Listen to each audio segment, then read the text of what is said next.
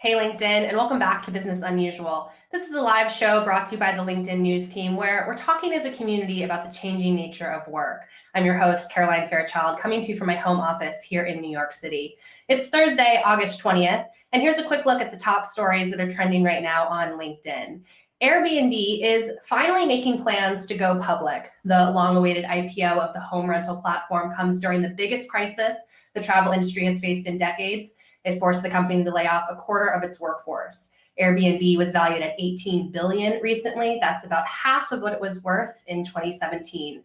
And it's Education Week here on Business Unusual, where we're speaking with school officials, educators, as well as students about how they're feeling about a return to the classroom or not amid this pandemic. And a recent survey from Axios, as well as New College, found that more than a fifth of all college students plan not to return this fall. At the same time, similar surveys have shown that students crave in-person instruction and see value in their education this fall than they did last year. For more stories like these, be sure to check out the news module to the right of your LinkedIn feed. That brings us to the main story that we have for you today. As in-person instruction becomes more chaotic as the crisis continues to go on, graduate school programs may be the most vulnerable. On today's show, we'll speak with two university leaders who are changing that. As you see here, Purdue University School of Management said last month it would stop admitting students into its two-year program. University of Missouri's College of Business and the University of St. Thomas Business Minnesota made the same call. The high cost of these programs, combined with a lack of international students because of COVID-19 restrictions, are making many students question whether or not they'll return. On today's show, we're going to speak with university leaders who are trying to change that dynamic. The Dean of Duke University's Fuqua School of Business, Bill Boulding, is joining us on the show to discuss how he's operating his MBA program during this challenging time. He'll be joined by Jason Wingard. He's the Dean Emeritus, as well as the Professor of Human Capital Management at the Columbia University School of Professional Studies. He'll break down how students are rethinking the cost of education and how the pandemic is changing the way employers think about skills. But before we bring on Jason Wingard as well as Dean Boulding, I want to hear from you through the poll that we have for you today. We've been asking members on the LinkedIn news page, how they're thinking about graduate school right now. Are you thinking about graduate school to increase your skills in these uncertain times? If you're joining us on the stream right now, vote A, yes, B, no, C, are you already taking courses? Take a vote on the stream. We'll reveal the results at the end of the show, but also tell us how you're feeling. We want to hear from you throughout. And if you have questions for our experts, be sure to let us know. And with that, I want to bring on Dean Wingard as well as Dean Boulding to the stream.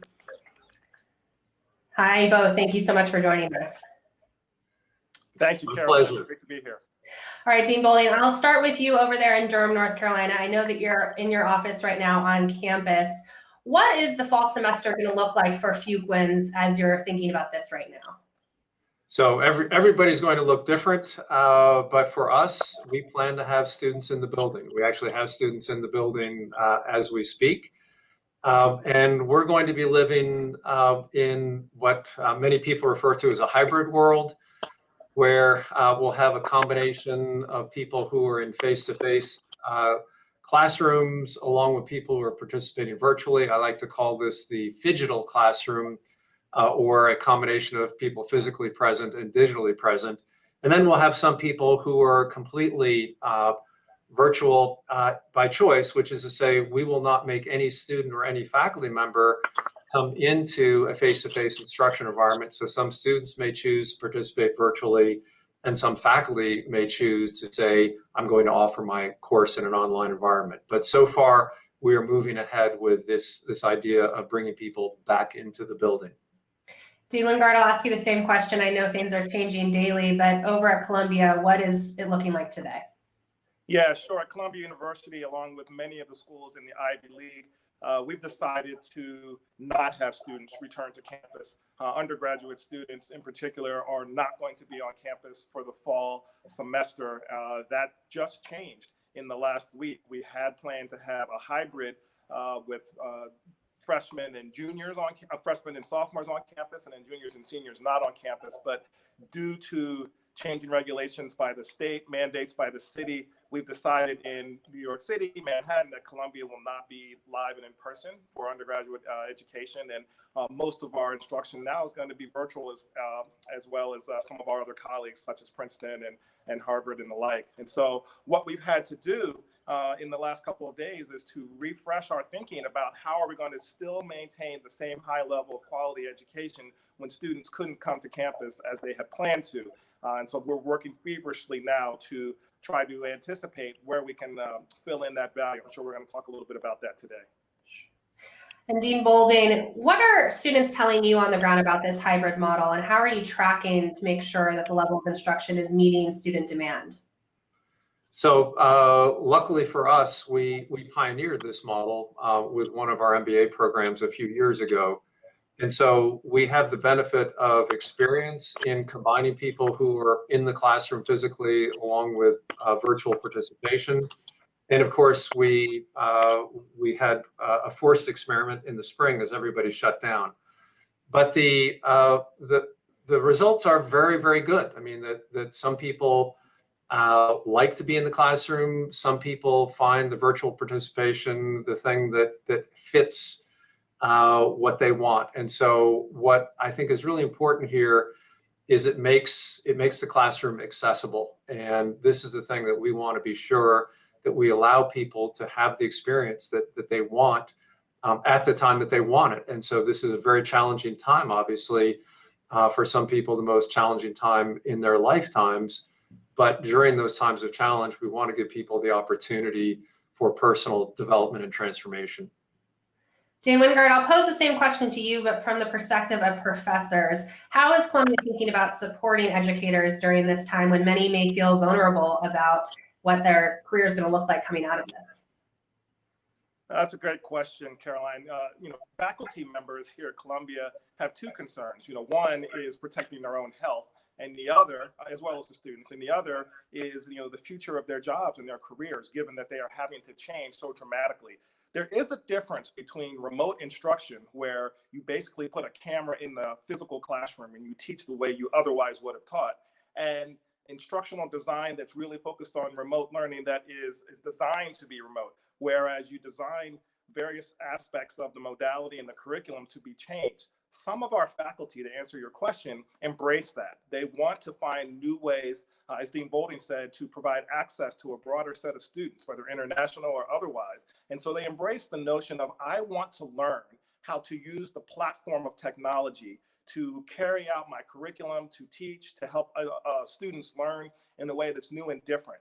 Other faculty members are intimidated by that, as you might suspect. They have been teaching physically in the classroom face-to-face for a long time. They know how to express value in that modality, in that form. And so they're nervous about whether or not they will be able to learn how to use the various forms of technology, chat rooms, and different forms of direct instruction and indirect instruction. So what we are doing is spending a lot of time and effort as instructional design staff within the university to train those faculty, to make it easier, to make them feel more comfortable, to use as many resources as we can so that they can both do the job well and feel comfortable about what it will look like for the future for them. And Dean Boulding, so much of this is changing day by day. You're coming to me from Durham right now. We're just down the corner in Chapel Hill. University of North Carolina had to reverse their decision to go forward with a hybrid model. How are you managing your mental health during this time in terms of making sure that you're feeling like every day you're making the right decisions, both for students and for professors? Yeah, so that's an enormously important question, which is the number one thing that we have to look out for is making sure that the safety of our community is our top priority. And so the thing that makes us feel like we're okay moving down this path is that we have protocols in place that give us real-time feedback in terms of both the protections and the potential issues. So what do I mean by that? Number one, we have a testing protocol in place where every student has to be tested and cleared from that test before they can enter into our facilities. Number two, then there is what we call surveillance testing, which is a periodic assessment to make sure that people not only are COVID-free at the beginning, but they maintain the status of being COVID-free. Second thing is, it relates to this in a bit, but it's beyond testing, which is simple monitoring. So every person has to be cleared every single day in terms of a symptom monitor, whether they've been exposed to anyone who has been COVID positive, and you don't get access into the building unless you pass this monitoring screen. Then in the building, everybody has to wear masks at all times, and we will follow strict physical distancing requirements to make sure that everyone is at least 6 feet apart in the classroom. And then the final element that I think is critical to making all of this work is that every member of our community has to sign what we call the Duke Compact, that says all of us are going to engage in the behaviors that keep each other safe. And so without the behavioral dimension, all of these other aspects that are more mechanical would become problematic. But we have the ability to monitor, to verify the status of the health condition of the individuals in our community. And so we will certainly be doing that in a vigilant way. And for those of you who are just joining the stream, this is Business Unusual, a live show where we're talking about the changing nature of work. And it's Education Week this week on Business Unusual. So we're focused on education and the decisions that school administrators are making during this challenging time. I want to say hello to some members who are joining us on the stream. Diana from Colorado, Dolores from Australia, Rhonda from Maryland, Paul from Toronto, and Becky from New York City. Thanks for joining us on Business Unusual. Dean Wingard, one of the main concerns that we're hearing from students right now is cost of education. You posted recently on LinkedIn some different models in terms of how colleges should be thinking about costs during this time. But what about graduate school programs? What's top of mind for you in terms of how these cost structures might change during the pandemic? Yeah, one of the major questions that I find myself facilitating lately is remote instruction, when we are online doing schooling, or even when we're in a hybrid model, is it worth it? Is it worth it in the same way that it is when we are fully on the ground in school? Is the value proposition the same? And so, as I said earlier, what we are trying to make sure that we do is that we are translating not just into remote instruction, but online learning that is designed specifically for the platform and for the modality. But still, the question remains, is the cost of education, which is already high and higher than many can afford, still worth it? And so what we have had to think about as university leaders is how we can develop solutions to help support those students and their families to be able to afford this education. Because frankly, if they're not on campus, then they're at home and they have other costs that they have to worry about. On the flip side, however, we at universities, we have real estate costs that haven't gone away. We still are paying for our faculty. So we still have costs associated with the university and the physical plant that are there. So when the question is asked overtly, can you discount your tuition given that we're going through all these changes? The answer is not as easy as it seems, but the question certainly is valid. And the best way that we can answer it right now is to be creative, to be innovative, to find ways to make the remote experience as good as it can be, so that it as much as possible justifies the cost as it previously was. And Dean Boulding, there are many misconceptions around students about the cost of remote learning being more or less than it is when you have students on campus. In many cases, remote learning is actually more expensive. How are you having those difficult conversations with students, and what are you hearing on the ground? So, first, I'd say the point that costs haven't gone down is certainly a fair point to make.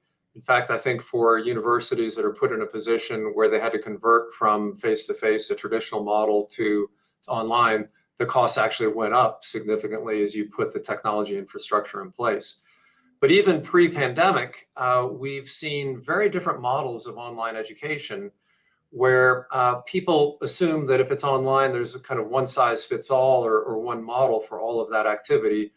But the reality is that there are there scale online models which are very much lower cost, lower interactivity, kind of a lower touch experience. And then there's online programs that are very high touch and very personalized and very high quality.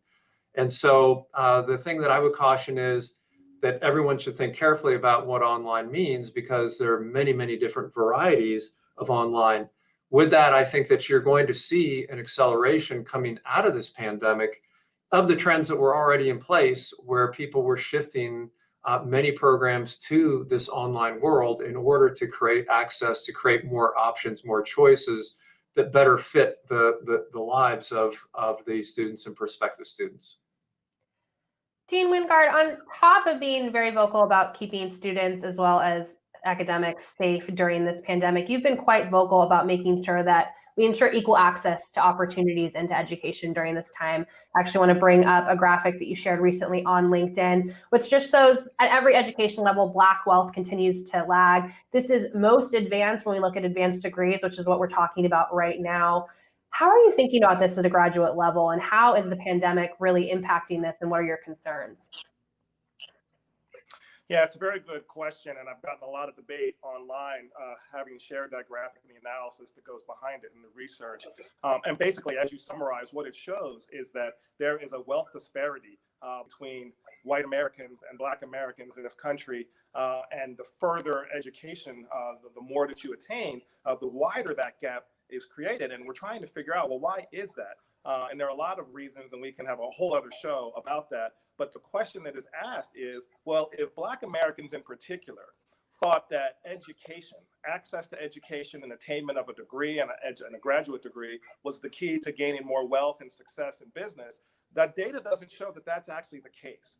And so in addition to having to justify the value of graduate education when we're in a remote environment or in a hybrid environment, we're also asking ourselves whether access to education for minority populations where the disparity is already great makes this even worse. And so now what we're finding is, while we're in the middle of this pandemic, we're actually finding that we have more access to education for some of these minority populations, but there's alternatives to higher ed that we need to keep our eyes on, because companies like Amazon and Google, they're providing alternative education, competency building boot camps and solution programs and alternative credentials for a whole host of consumers. And that's allowing them to build the skills, to reskill, to retool, to be able to do the jobs that those employers really want. And so if you ask yourself from an access perspective, if all of us have the opportunity to get skilled directly from the employer and not pay the high cost of education in higher education for a graduate degree, then why would you go? And so that's a question that we're asking ourselves at the university level. How can we make sure that we can make all employees, all potential students, get access to education to build the competencies that employers really want and do it in an affordable way? And so in summary, the graphic that you just showed shows a big wealth gap. It shows that Black Americans aren't getting the value out of going to higher education institutions. And so they are starting to go directly to the employer. They're participating in the gig economy, and they're getting trained directly from the employer, and they're finding that their access to promotions and more wealth is growing there. So we as universities have to begin to ask ourselves, how can we reverse that? Mm-hmm. And Dean Boulding, one of the student communities that you've been most vocal and supportive is international students, even prior to this pandemic and policy reform to ensure that they can come to this country and get a higher level education. How has the pandemic addressed and added to these concerns? And what is top of mind for you in terms of supporting international students through this pandemic?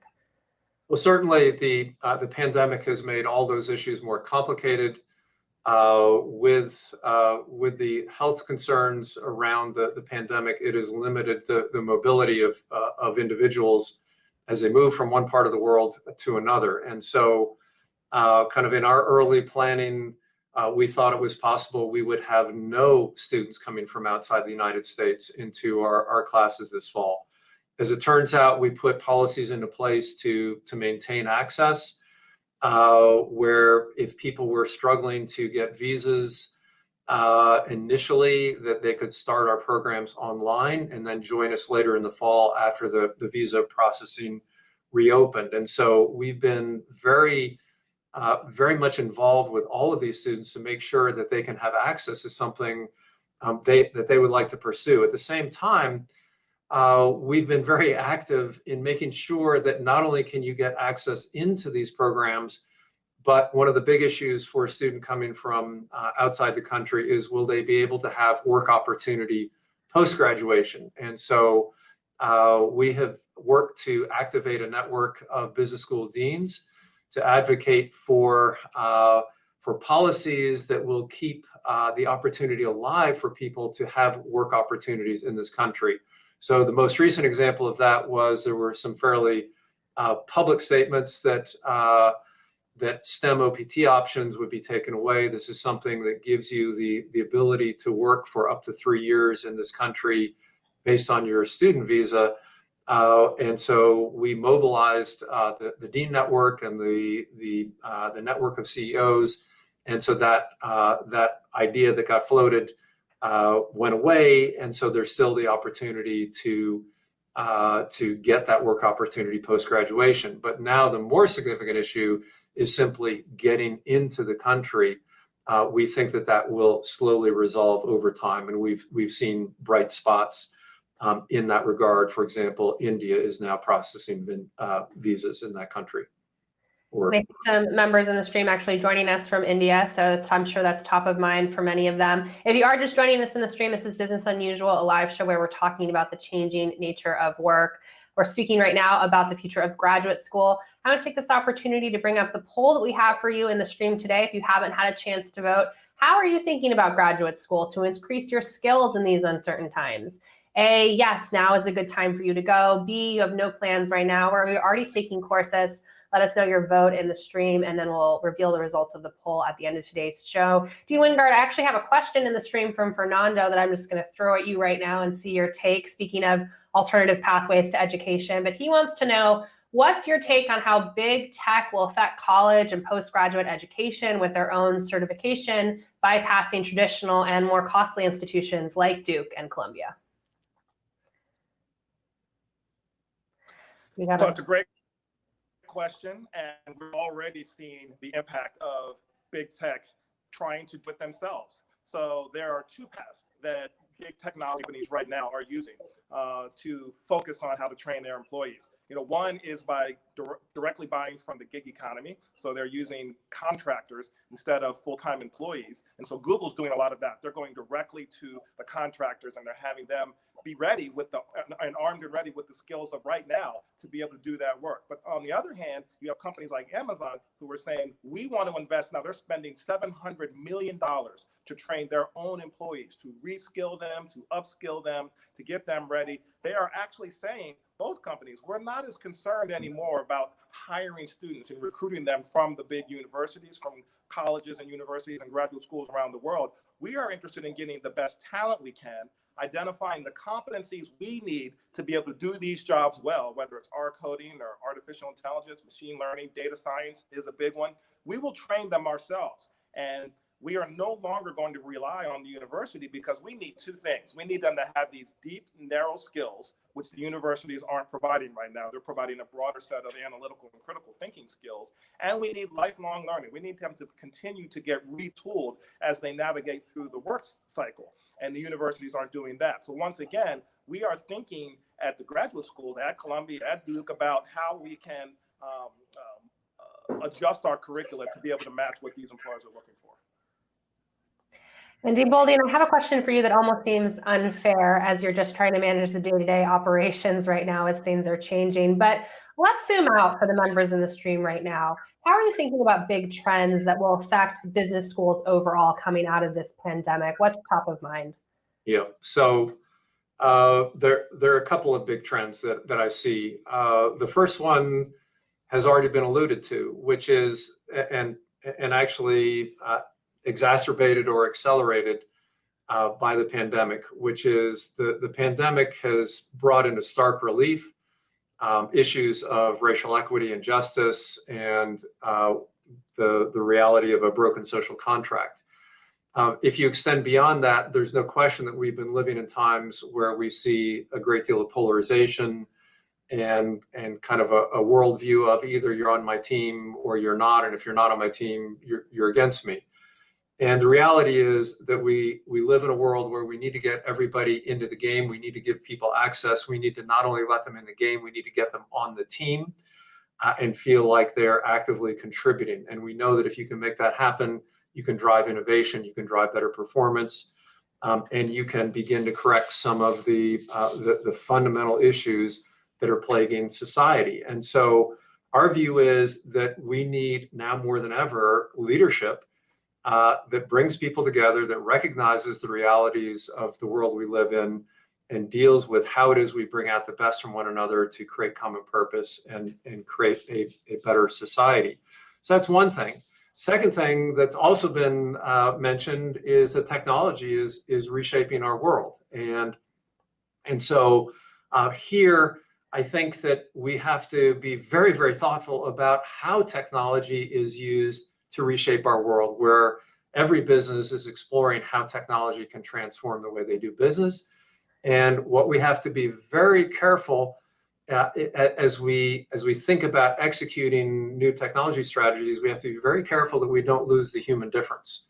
And so we want to make sure that at the interface of humanity and technology, we bring the best of both together in order to once again use this opportunity as a force for positive change in the world, as opposed to as a force for simply eliminating jobs. And so we need people who are very, very thoughtful about how technology is being used. And then the third thing that I would mention is the idea of we're moving away from a world where you have to think about you're going to be working for a big company, and rather many, many people are thinking about, can they be a founder? Can they be an entrepreneur? Can they start something?